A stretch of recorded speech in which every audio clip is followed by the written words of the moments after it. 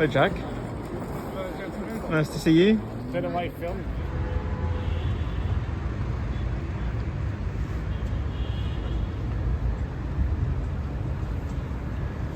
Say hi, Jack. Jack, this is everything you own in the world right now. Talk us through what happened, mate. Talk us through it, Jack. Come on. I know it's painful, but what's gone on? What's gone down? It's very simple. My baggage didn't turn up at the airport. So we've had quite the ordeal. Is it going to turn up, do you think? It's somewhere, I imagine. We hope so. We live in hope. We live in hope. As it is right now, everything you see is all that Jack has. I've managed to complete 3 of the puzzles. So we're gonna go out into Cairo, see if we can't get you some toothbrush and some underwear, at least. Because you've been wearing those clothes for how many days? 4 days. 4 days, and that has nothing to do with the flight. I don't know why that's the case, but Jack has some logic for it. Do you want to explain that logic for us? Well, since you mentioned it, I have no choice. I didn't think I had time to wash these clothes and have them dried by the time I would have started the flight. So I figured I had to keep wearing them. Makes sense. Makes sense. Yeah. Okay, well, we'll check in later, guys. Say bye, Jack. Bye, guys, whoever you are. It's mainly Ella, to be honest. I think she's my target audience. Hi, Ella. Nice to see you. I'm sure I have other fans on my non-existent social media platforms, but they don't exist yet. Well, So. Thomas has got his perfume fans, hasn't he? He has. He has.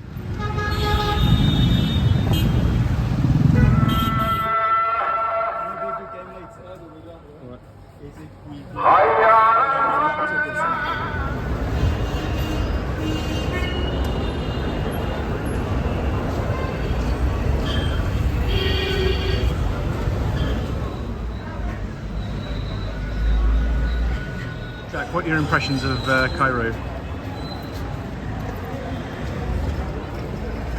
It's getting a bit hot.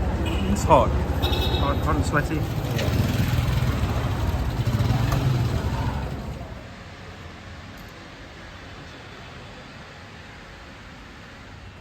Just come up the top of this minaret and it's like a staircase to nowhere. It's freaking me out, man.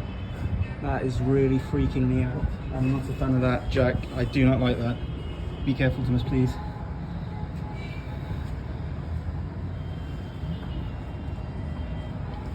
Good grief, I'm not a fan of this. Am I not a fan of this? I'm not a fan of this at all. Oh my gosh. Careful, careful, careful. Ooh.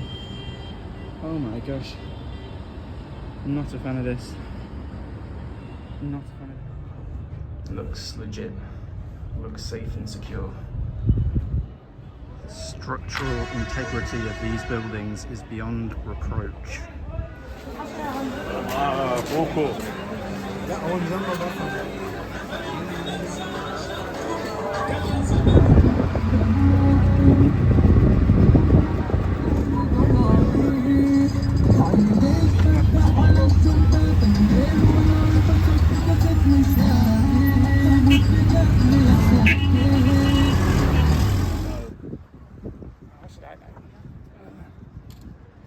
It's Malmuk, isn't it?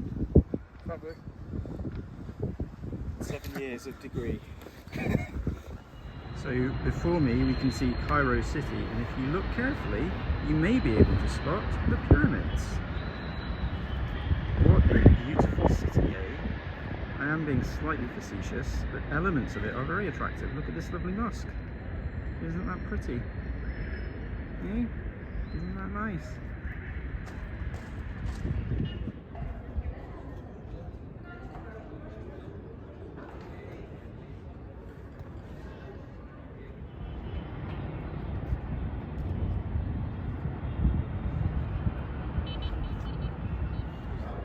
The secret oil which presented to him for to use it in making stars. Before him, they used the limestone, but very rare, very rare. Okay, start now. Slowly. You don't need to be hurry. Shall I photo you? Yes. Shall I photo all of you? Yeah. You can just join him. You can join him in the video. Keep walking. Yes. Come.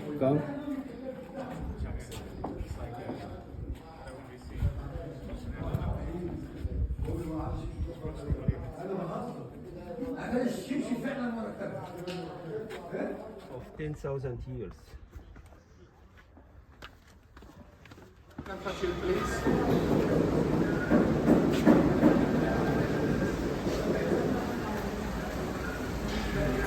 And get it together. Then pull down. After that, you can use a cutter this way. Just you can take a look first. Then cut it. Now you can try.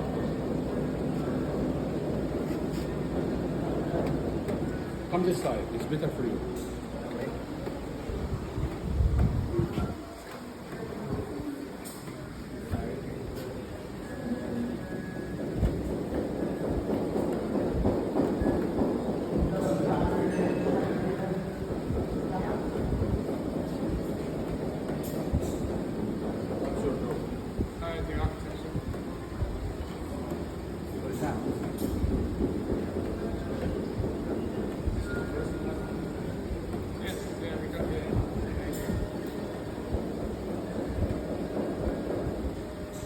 You can try make another one. First, before from inside, you are very clever, so fast. Now we have a good offer for you. Very good. Now we have a good offer for you. You're very good to do it so quickly. Yeah. Would you like to work with us here? Because now we have a big.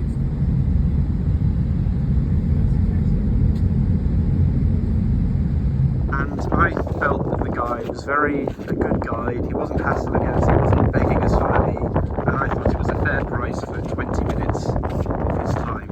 And also he gave us those cups of tea, which is very kind of him.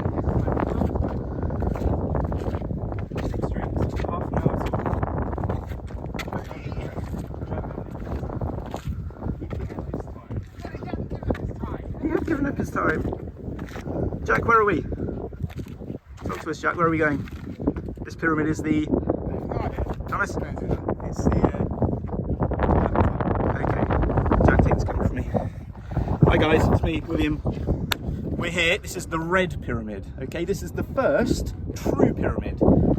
In the sense that it's smooth-sided and it's straight. There is another pyramid that was smooth-sided called the Bent Pyramid, but the angle of that pyramid was such that they had to adjust, so it hence the name, the Bent Pyramid. Okay, so this is the first proper pyramid, slightly shorter than the pyramids of Giza, but not by much. Okay, let me walk you through it. Come with me. Thank you, Jack. Okay, here we are, ladies and gentlemen, descending into the depths of the pyramid.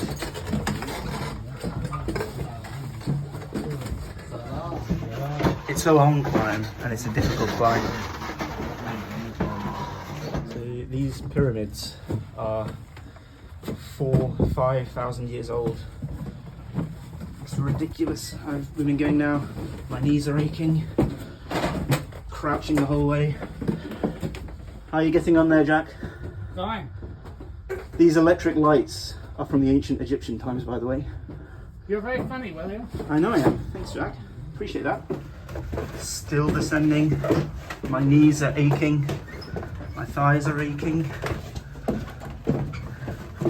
It's a long way down into the depths of this 5,000-year-old monument. Built, of course, by King Sneferu. Nice shot of Thomas's bottom there. Ooh. Thank you.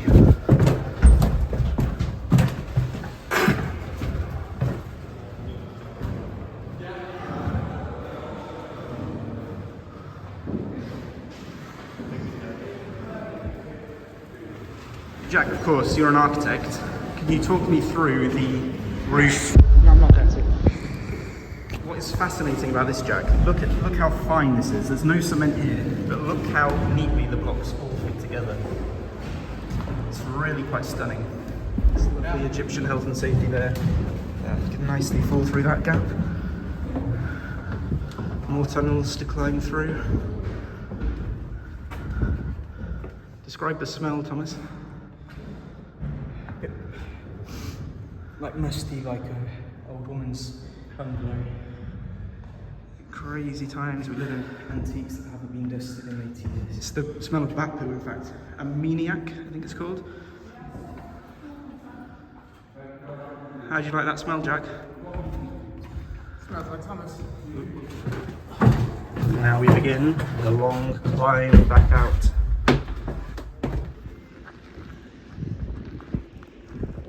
So that is the red pyramid that we've just been up. This is the bent pyramid. So called because you can see initially they began to build it at a certain angle, but quickly discovered that if they continued along that angle, the pyramid would collapse.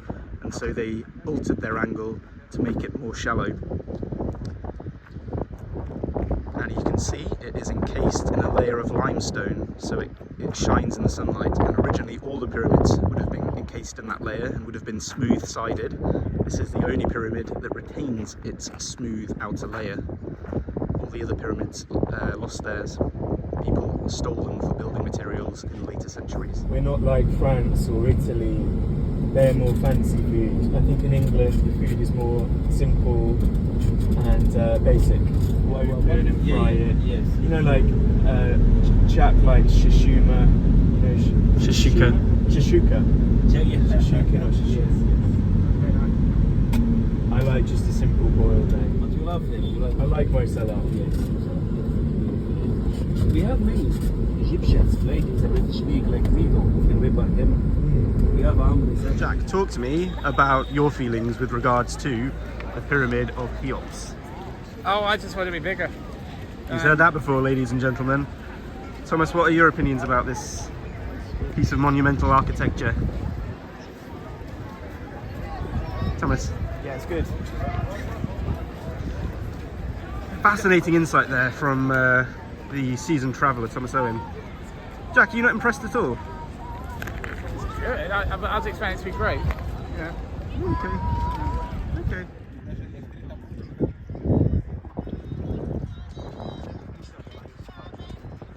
So here we are at the Giza Pyramid Complex, and we are now going to descend once again into the bowels of a pyramid.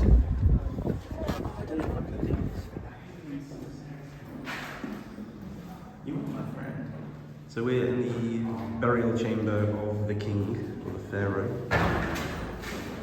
as they were known in ancient times.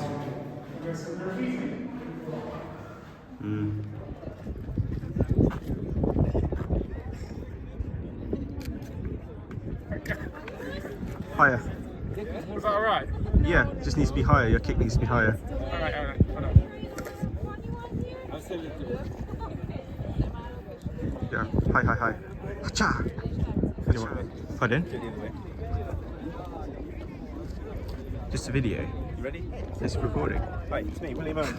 I'm here again at the Pyramids of Giza. Great pyramid. I've got a pyramid that we just went to. Come with me.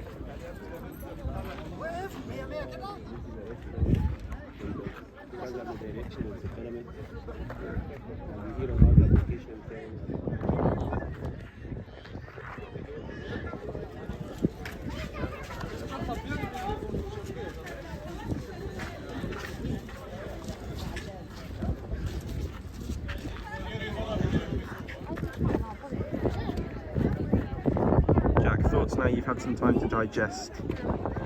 I am actually quite hungry. No, I'm not joking. Thirsty here. Any thoughts about the pyramids? No. I thought what needs to be thought, and then I stick with it.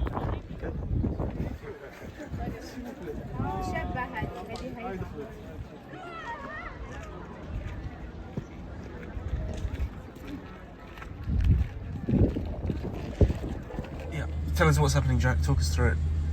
You know what's happening. You tell them. Thomas? I don't know really, we're just waiting for petrol or something. How many times did you stop for petrol, Jack? 3 times in 1 hour, probably. I think we're being ripped off.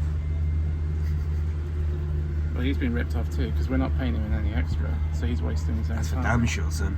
That's for damn sure. These flies are really annoying.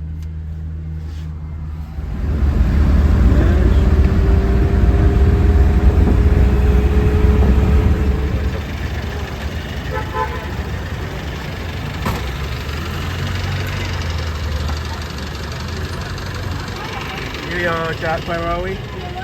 Victoria College. This is Who came here? Jeffrey Hazan and Jeffrey. Edan. Hazan.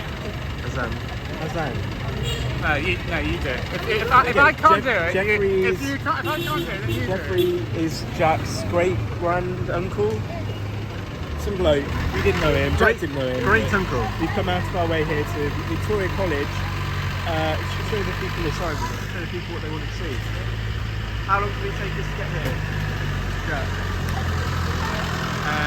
We set off at 9 o'clock. It took us about. What was it? It was Set off at about- 9, it's now it was 3. It was about 2 hours to the airport. Then it was about 5 hours by plane. Come a long way to see this. Well, let's go. Let's see it. We've just been to your grandfather's alma mater. Well, no, my brother and my grandfather. It's probably my grandfather as well, but who knows? How did that go down? Oh, it was a huge success. I managed to get the whole thing done in what, 20 seconds? So, yeah. 20 seconds, and Yeah, you unfortunately were unable to go in. No, we weren't. But it is what it is. Funnily enough, they're not so keen on random foreigners taking pictures of their school. So what's the plan now, Stan? Hold on, can I just take issue with what Thomas just said there? He said they have a problem, but as the guy did say, and if Tom wasn't paying attention, we could have visited on Monday and Tuesday, but obviously we're going to the Swan tomorrow, so we can't do that. Just wasn't listening, was he, Jack? No, he's got to learn to listen. Got to learn to listen. He might have the right perfume on, but he doesn't have the right ears. So, there you go. Are we going to the beach now, or what? Well, I've got a plan actually, but Is the beach I don't ahead? want to. We can do that as well, but the plan is a tram station very close from here, and the tram station will loop us all the way to the beach. According to Google Maps, that is. Okay. Check in later, fans. Bye, followers. Oh, Jack, we are at where? We're at one of the tram stations very close to Victoria College. I suspect this might be one of the places where Jeffrey would go home from. So if you show both views, William. See that? To our viewers back home, let's just recap the situation with our transport. So we met this lovely guy at the train station called Tariq, who was offered very kindly to drive us back to Cairo, because we are currently in Alexandria, famous of course as the city established by Alexander the Great, all the way back in 300 BC, I think. So we need to get back to Cairo. It's a 2.5 hour journey, 3 hours, and Tariq has very kindly been our knight in shining armour and has offered to rescue us. Thomas, what do you think about that situation? Yeah, it's cool, that. Now Jack wants to have a ride on the public transport, the tram, so we'll see how that goes.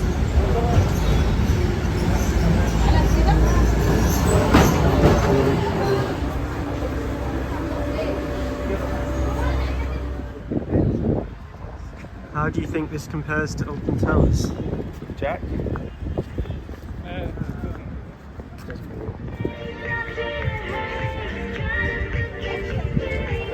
Should we stay here for what, half an hour or something, 15 minutes? Yeah, go find a drink or something.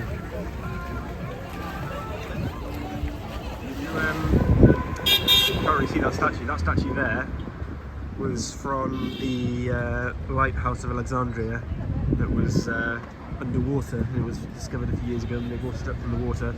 This is the modern Library of Alexandria, which is of course the famous Library of Alexandria. Contained every book ever written in the ancient world. There was, by law, any ship that docked in Alexandria had to release all of its papyrus for scholars to translate and copy. But the library burnt down, unfortunately, many years ago, and it's now been replaced.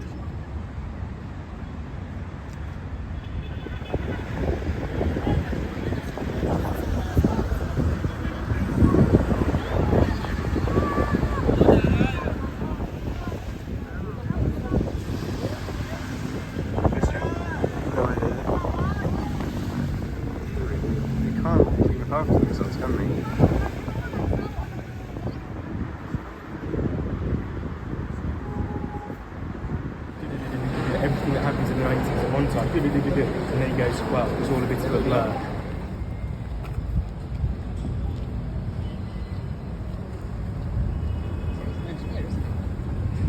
Apparently so, yeah.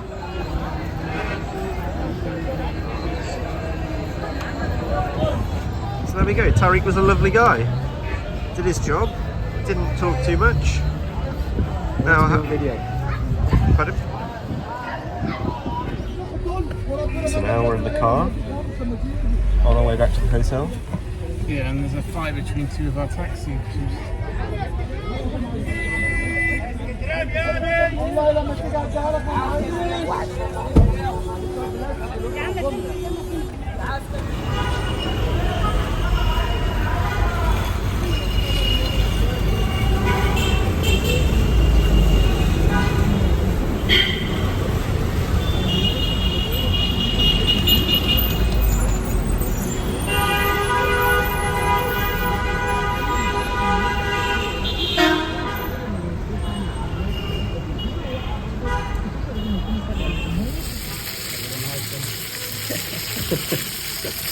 What is it?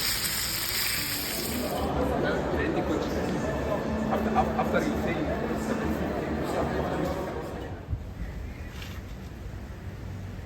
Hello, my darlings.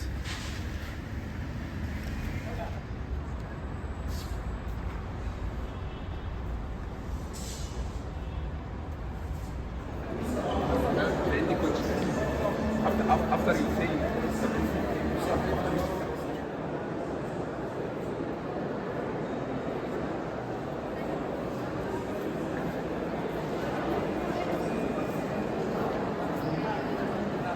This is one of the most beautiful pieces of Egyptian art.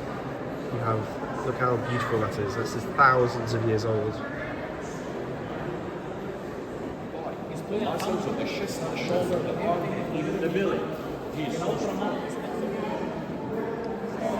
incredible to think how old these are. They look as if they were carved yesterday.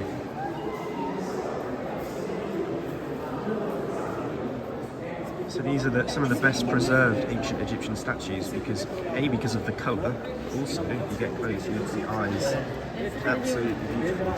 They are inlaid with precious stones, so they look very lifelike. One of the most fascinating periods in Egyptian history. Look at the statues, Thomas. What do you notice? We've got hats on. Pardon? We've got hats on. No. So this is the Amarna period. So they had a king called Akhenaten, and he decided to destroy all of the old gods, and he introduced monotheism to Egypt. You can see how strange the figures look.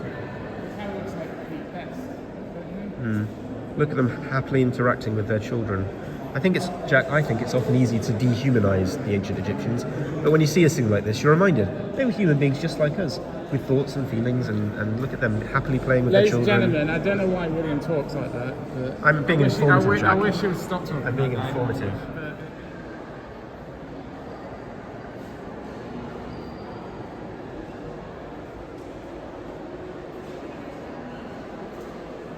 This is a strange little scene. So you've got these mice or cats.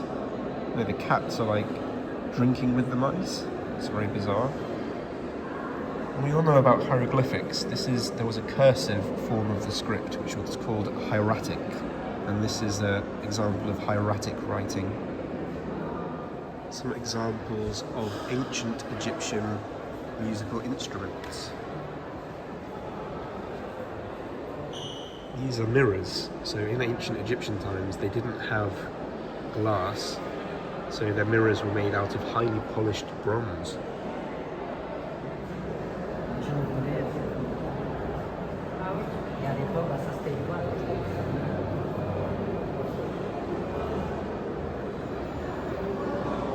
This is a modern, up-to-date museum, as you can clearly see.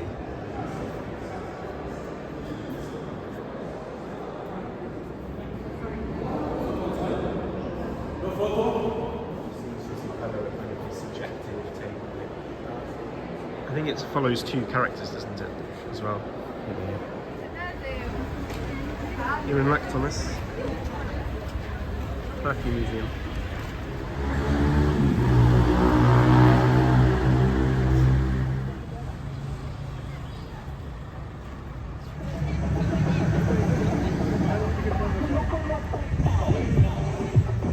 standing atop the tallest tower in North Africa. Just about see the pyramids way over there in the distance. It's rather tall. I'm not particularly happy to be up here.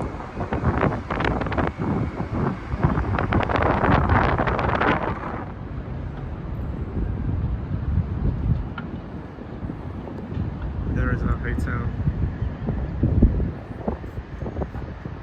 Jack, tell our followers at home where we are and what we're doing. I don't know what the name of the tower is, probably Cairo Tower, but basically a tower in the middle of Cairo, built by, what's his name, Nasser. The tallest building at the time, maybe it's at the time, it was the tallest building in North Africa and Egypt. I think it still is in North Africa. There's the museum we've just been to.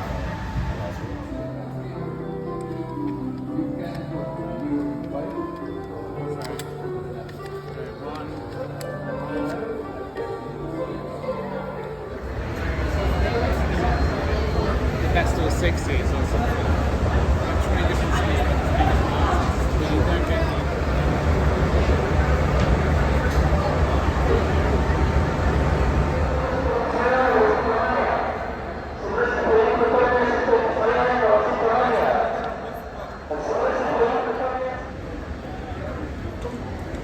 I'm really worried about it. Here we are on our sleeper train. It's one way, it's another way. This is what our room looks like. Right, Thomas? We've got a bunk bed, we've got a wash basin, we've got a lovely view out of the window. Jack, give us a tour of your room. Yeah, sure. I hope you can see it all, but the bottom is the chairs, the top is the bed, and hopefully the bottom will be a bed, because I don't like bunk beds. You got your own wash basin? Sure you have. Keep yourself nice and clean in here, Jack. You've got your own fresh towel. You don't? From the ice, or no? You're a lucky boy. Yeah. We've got our tea here. What have we got? Rice.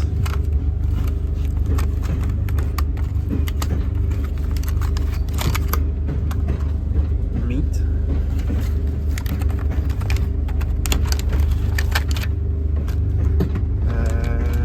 Chips. I think. It's not bad. Opinions about the train. Sorry? Opinions about the train. It's not straight. Drink is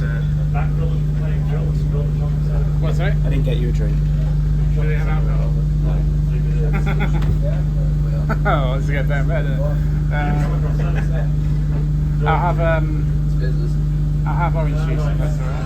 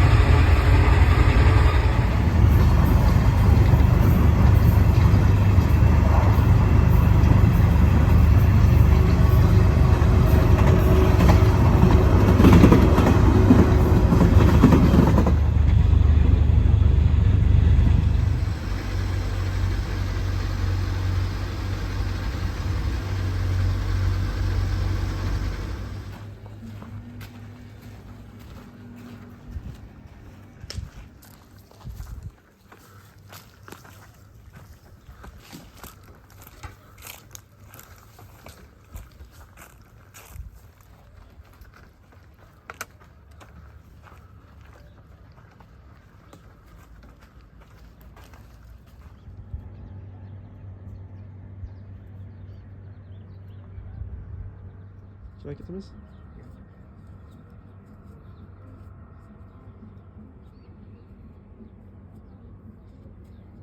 Do you like it, Jack? I do. Nice.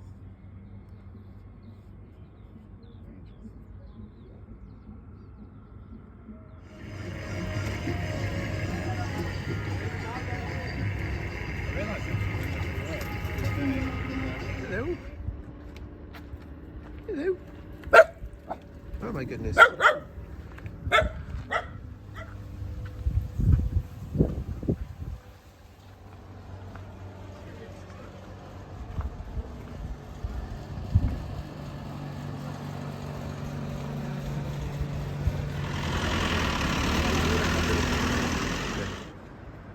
churches keep getting blown up.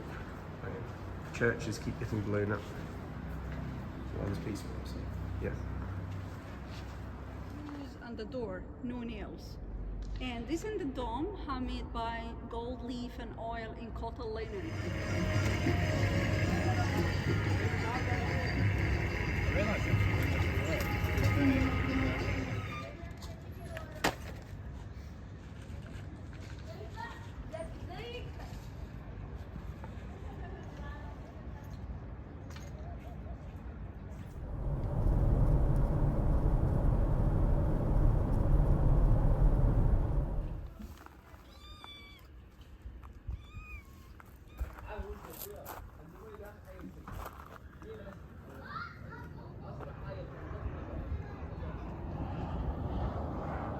Beautiful. I'm sure it is. No, I'm sorry. Okay, 1 minute. This big one? Big one? Okay, 1 minute.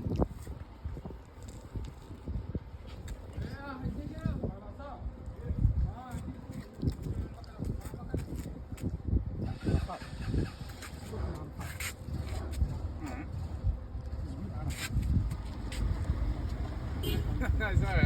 Five? No, sorry. I'll give you 200. No, 5? No, 2. Okay, that's price for. No, I'll just give. Love it. Jack loving life. Hello fans, I'm here in Abu Simbel, the great temple of Abu Simbel, built of course by Ramesses the Great in 1600 BC, a very long time ago.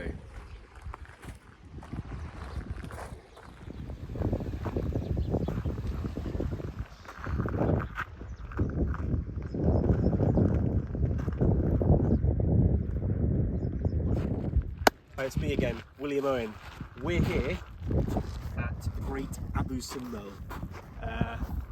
The fascinating thing about this temple was that, if you do a quick look around, Jack, just 60 years ago, that was under the water.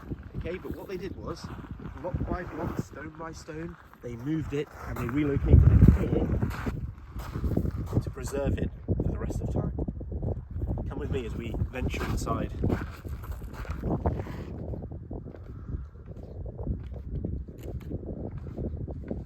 Over the years, travellers have graffitied their names into the legs, and some of the graffiti goes back thousands of years from the ancient Greek times. That's how old these statues are, that tourists in ancient Greek times were coming to visit.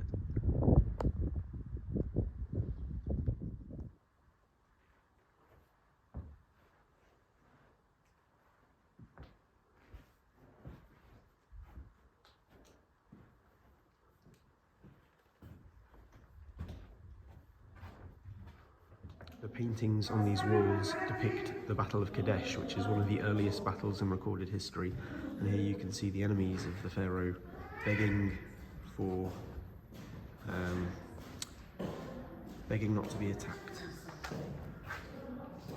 But their permission is denied.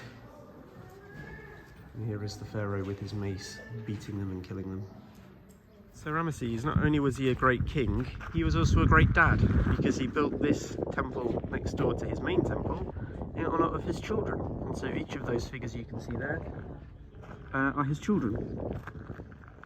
This is a temple dedicated to the love of his wife and children, but even so, Ramesses cannot help but depict himself beheading an enemy. What do you think about that, Jack? We got what we deserve. You're a fan of Ramesses, aren't you?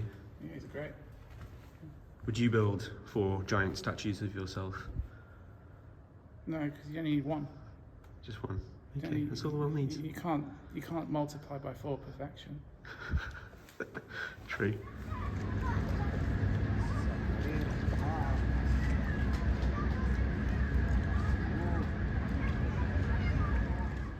The crocodile god Sobek is the temple dedicated to him, called Komombo. You see all those bats? Oh my goodness. That's weird. You wouldn't want to fall down there.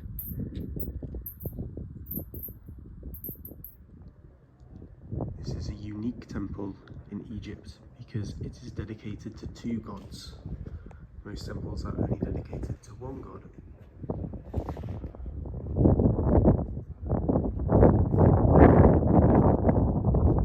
The tops of the columns look like papyrus leaves, are designed to look like papyrus leaves. You can still see paint on the roof.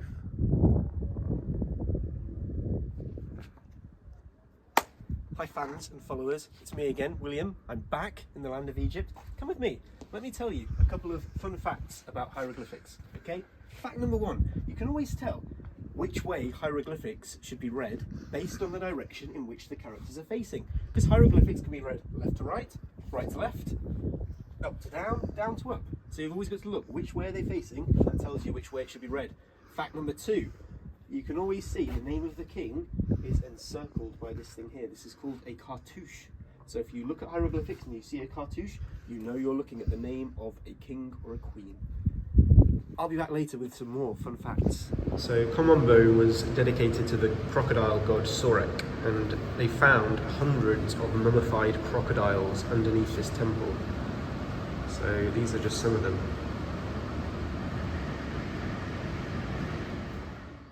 So after this fell out of use as a temple, it was turned into a church. So you can see that the figures, the pagan figures on the walls, they've attempted to kind of scrub those out. And on the roof, you can see it's black because they've attempted to burn off the idolatrous images. Hi subscribers, it's me again, William. Another hour, another temple. This time, we're at the magnificent Edfu Temple. I forgot the name then momentarily. Edfu Temple.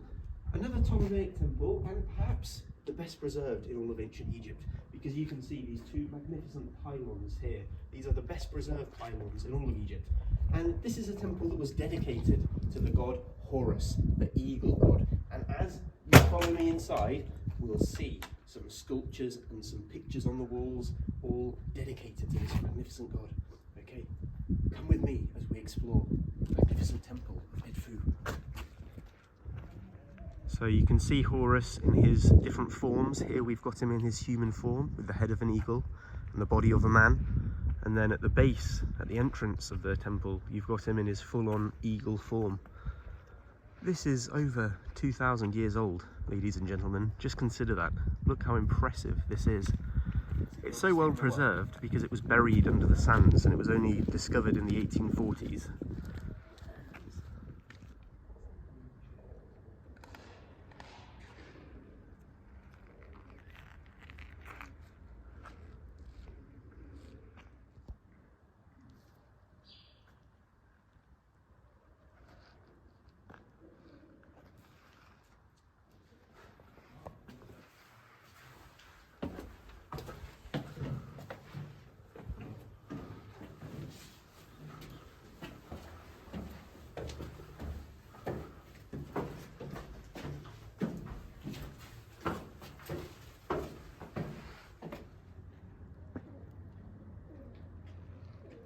Jack, what are your opinions about the Temple of Edfu? Well, I like this Edfu fella very much. I wish him all the best. It's very nice. How does it compare to the Temple of Komombo that we went to earlier? I prefer this one more, I'd say. It's more grand. This is our room in Luxor. We got to walk this way.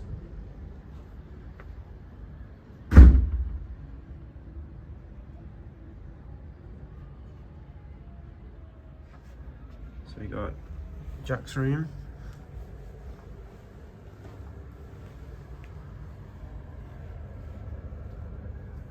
William and Thomas's room.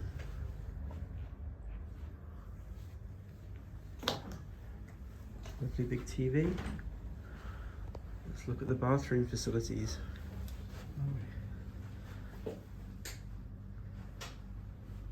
Ooh la la. Nice big bath, nice big shower here, Jack. But no bath. No bath, unfortunately. Hi guys, it's me. It's safe. Ooh la la.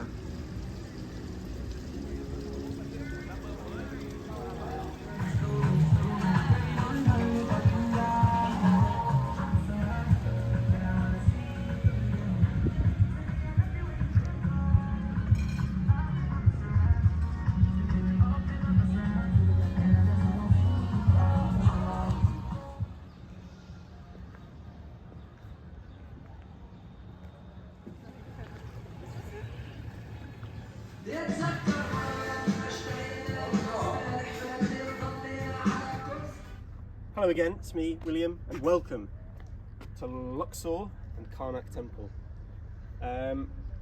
It's 47 degrees heat, but worth it, because this is the second biggest religious complex in the whole world, second only to Angkor Wat.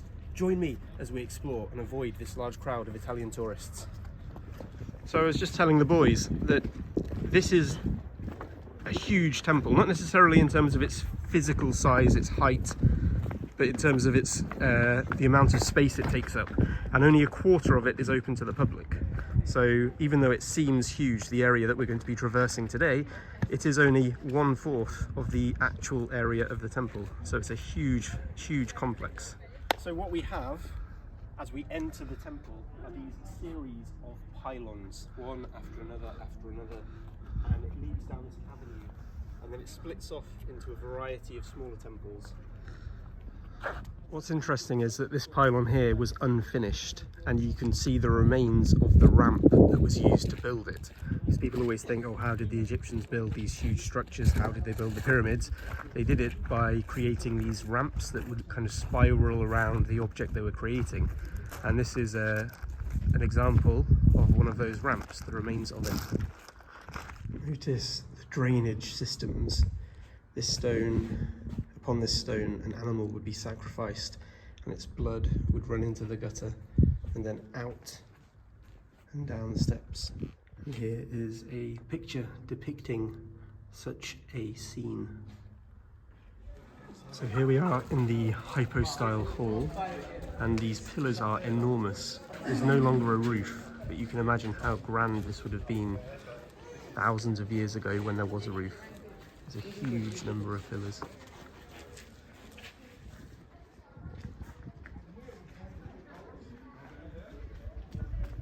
Boys, talk me through. No.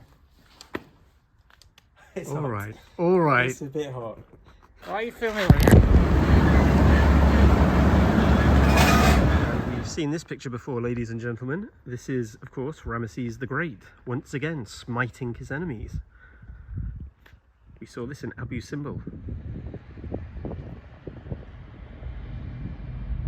Obviously, it's a fictional movie, but they tried to... The material greywacke is such an amazing material, isn't it, Jack? Have you seen it used elsewhere? Because I've only ever seen it used with these statues. Oh, hello video. I didn't realise that you suddenly were turning yourself on. But look at it. Look at the detail. Look how new it looks. Yeah. Have you heard of this It material? looks like the sort of thing Batman would put on.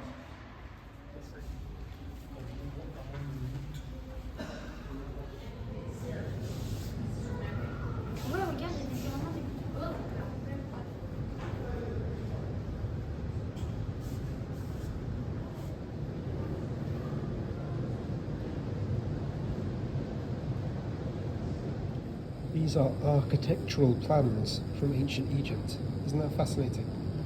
They look just like modern architectural plans. It's our old friend Akhenaten. Thomas just asked a really pertinent question. Say it again, Thomas. Where's his body? That's a fascinating question. There's a lot of debate about where his body is. There is a mummy that they have found in a tomb, and there's a lot of debate about whether or not it's the body of Akhenaten or not. So go on Wikipedia if you've got 10 minutes to spare. It's a fascinating read. It looks similar, Jack, but actually what they are, they're called shabtis, and they would be buried with hundreds of these things, and they believe that in the afterlife, every little one of these would come to life and act like little mini servants. Talking about the poplars. Yeah. Problem with poplars. Yeah.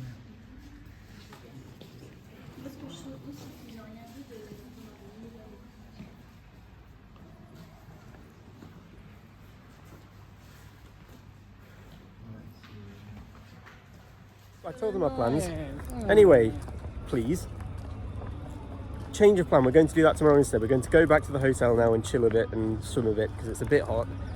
So it's a busy day tomorrow. So just to recap, we're going to go to the West Bank. We're going to go and visit the tombs of the kings. We're going to go to Hatshepsut's palace, which I know Jack is very eager to see. We're going to go to Deir al-Bahri. And then in the evening, we're going to go to Luxor Temple. So busy day ahead, but a fun one. And I don't know about you, Jack, but I've really enjoyed today. Can you speak to that? Yeah, I've enjoyed today. Yeah, I mean, I hope the thousands of fans will appreciate this. Sure they will, sure they will. Right, cheers, bye then. We are at the Colossi of Memnon. We're on the west bank of the Nile, near the Valley of the Kings.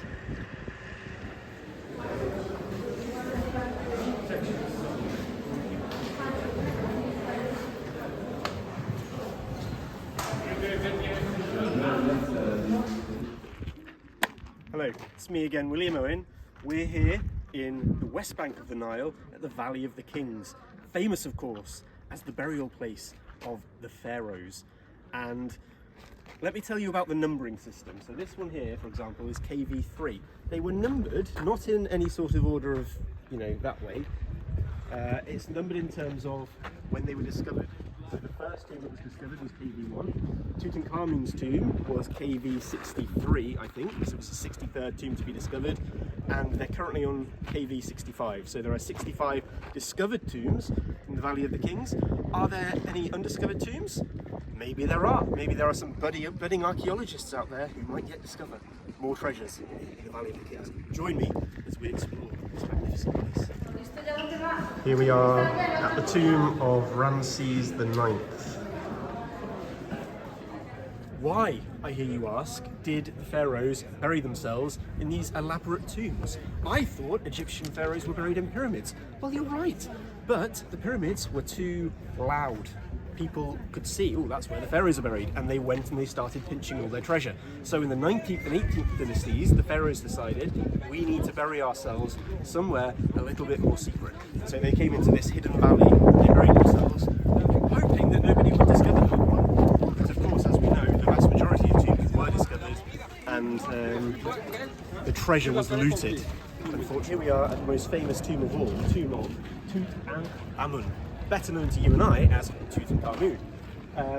Now the tragedy about Tutankhamun is that it's actually the worst tomb here. It's the smallest, it was incomplete, it was unfinished because Tutankhamun died at a very young age.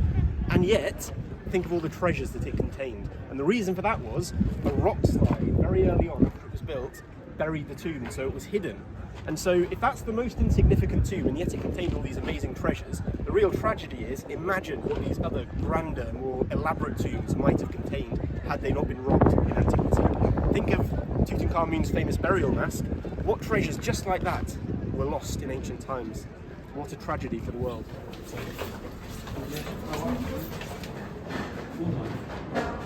Body of Tutankhamun. This tomb was unfinished, which is partly why there's so few wall paintings compared to the other tombs. Because he died when he was only very young, so they had to complete it in a bit of a rush. So now we are entering the tomb of Ramses V and VI. These are all depicting scenes from the afterlife. This is what the pharaoh hopes that his life will be like in the afterlife.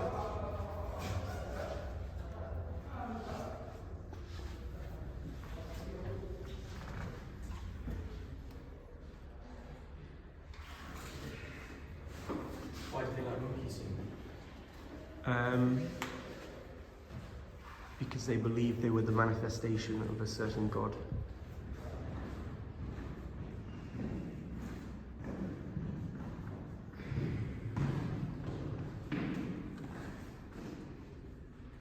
Look at this lady sort of bent over. It's quite psychedelic imagery. Last tomb now, Ramses III this time.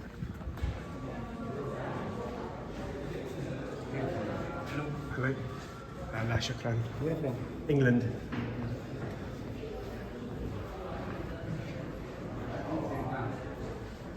The reason this site was chosen in the first place was because of the mountain you can see ahead of you that looks like a pyramid.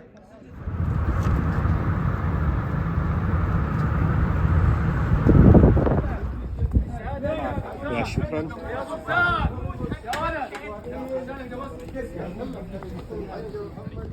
Okay, welcome to Deir al-Bahri, the home of the Palace of Hatshepsut.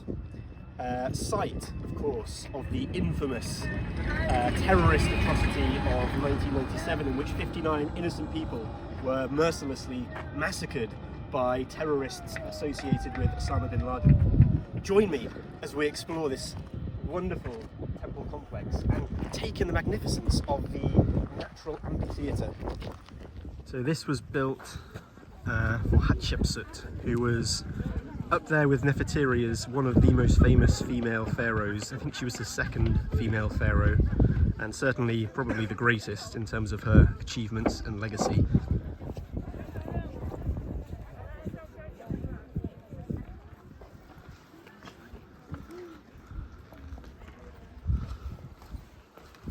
Ask your question again, Thomas? Why is everything about death with these people? So I've just explained to Thomas that this is the mortuary temple of Hatshepsut. So after she died, they created this temple as a place where her followers could go and offer offerings to the gods in sort of dedication to Hatshepsut. The reason is, Thomas, because the east bank of the Nile is the land of the living. That's where they lived, that's where their palaces were. The west bank of the Nile was the land of the dead, and this is where they built all of their temples and tombs. And you can see this entire landscape is just littered with tombs. You can see the openings everywhere. And they were obsessed with death because life was incredibly hard. The average age of death was about 25. Most people died before they reached the age of 20. People who lived, like they've done excavations and they've done sort of analysis of the bones of the bodies they found here, and almost everyone was living with unbelievably horrible diseases. So something like 50% of the population were partially blind because of the dengue fever, because of all the flies that were in the Nile. Most people had things like arthritis or bone deformations. Almost everyone had back issues because of the amount of manual labour that was involved in day-to-day living. So life was incredibly tough, and so they looked forward to an afterlife where they would be free from the travails of everyday life. Jack is being led astray by an Arab here. We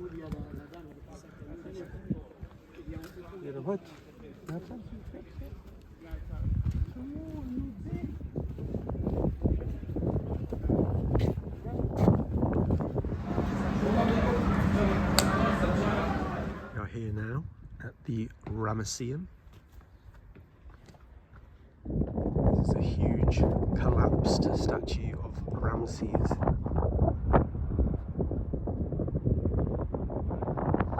So this is the base of Ozymandias. The upper half, of course, is in the British Museum. Thomas, can you recite some of Ozymandias for us? The younger Memnon. There, the lone and level sand stretched far away.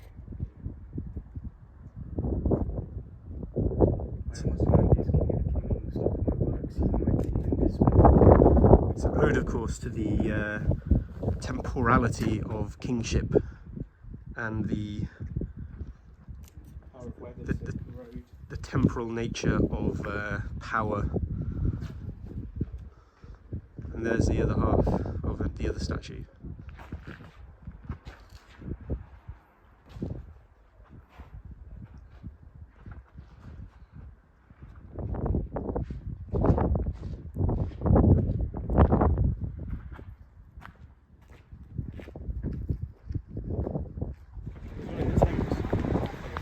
It's not from this location though.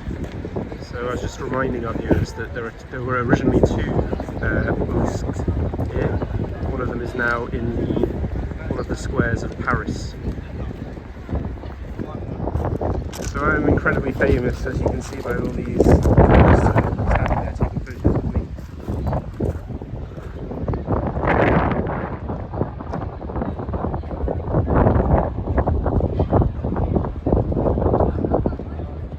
me my favourite thing about Ramesses. He's always smiling. He always looks happy.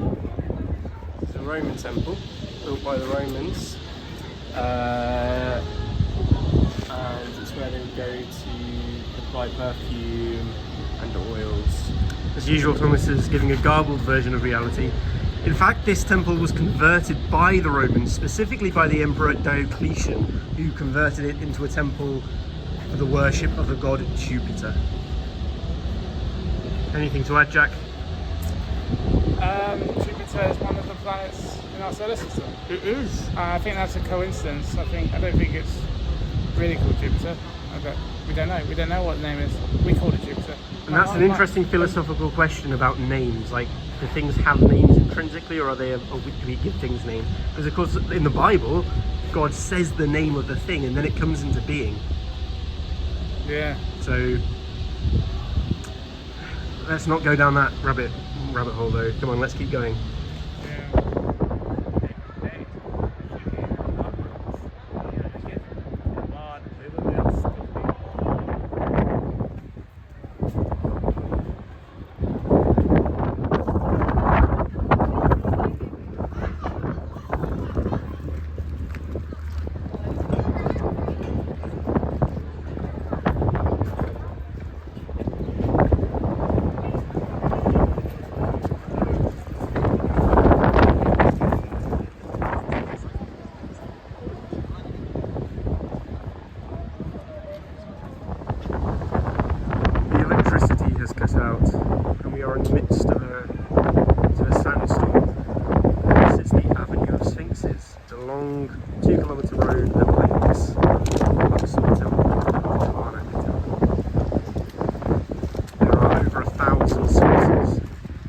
This processional route that in days gone by the pharaohs used to take on the way from one temple to the other.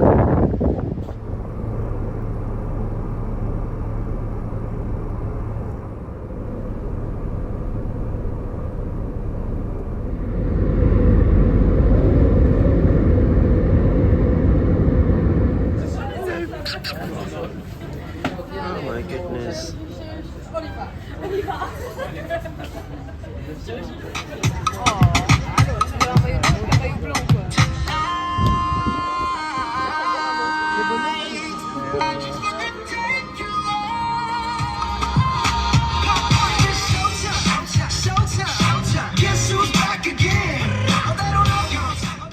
Hey, dude.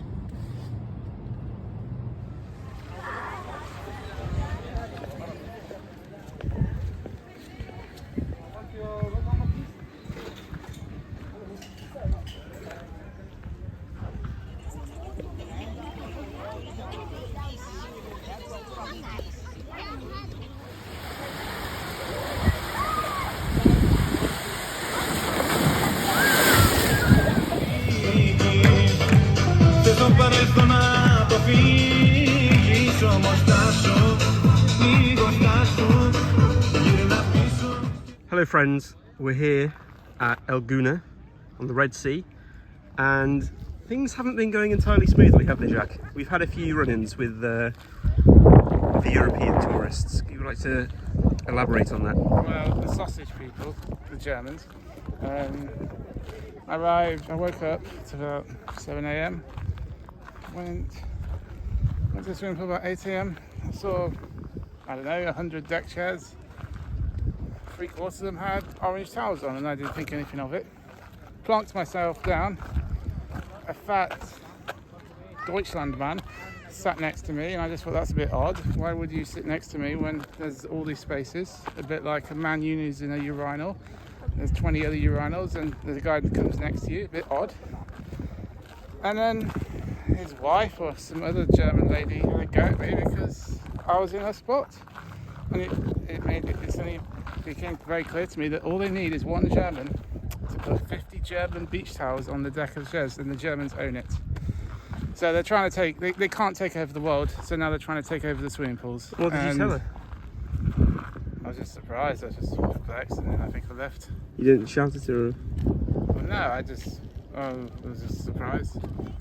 You were overwhelmed. I You was were. shocked. You would have approached things in a different way if you'd been better prepared. I understand that. Maybe tomorrow you'll be able to stand up to it a bit more. But Is that? I just couldn't believe it, and also I just thought maybe that's swimming pool policy. Maybe you're allowed to do it. I don't know. But Shouldn't be allowed. It was selfish. shouldn't be allowed. Yeah.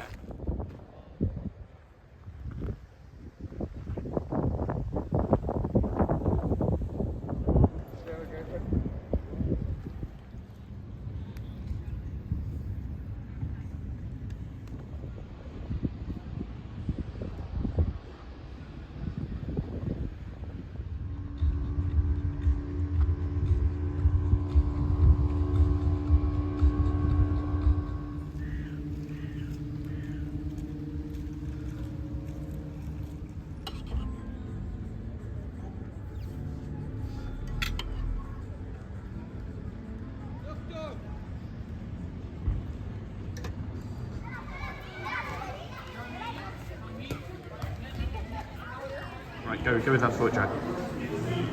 Oh, I was just saying, if you live in this kind of society where you're constantly fighting people who don't know how to queue, eventually you'll just give up. It's kind of like It's kind of like King Josiah in the Bible, basically, isn't it? Just That's an interesting point. Why don't you expand on that, Well, Thomas? I don't think it needs expanding upon. I think it speaks for itself.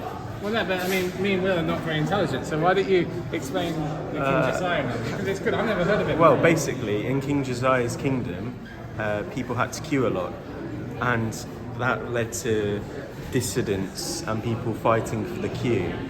And King Josiah said at the end of it, no more of this nonsense. He cut it out, put a stamp on it. And you can see the issue we're dealing with. They just don't queue. They just kind of squeeze in at the sides. I mean, Jack, you and I, we've both had dealings with Egyptians today to put them in their place. And Thomas's. That's Thomas. I'm peace and love, peace and love, peace and love. Peace and cowardice. Peace and cowardice. Peace and cowardice. Creating the framework of I'm a lovey-dovey human being because he can't be bothered to get stuck in. Jack's become a very prejudiced He would person. have snogged Hitler. He would have snogged Hitler. Hitler was Austrian. It's a wild accusation to make.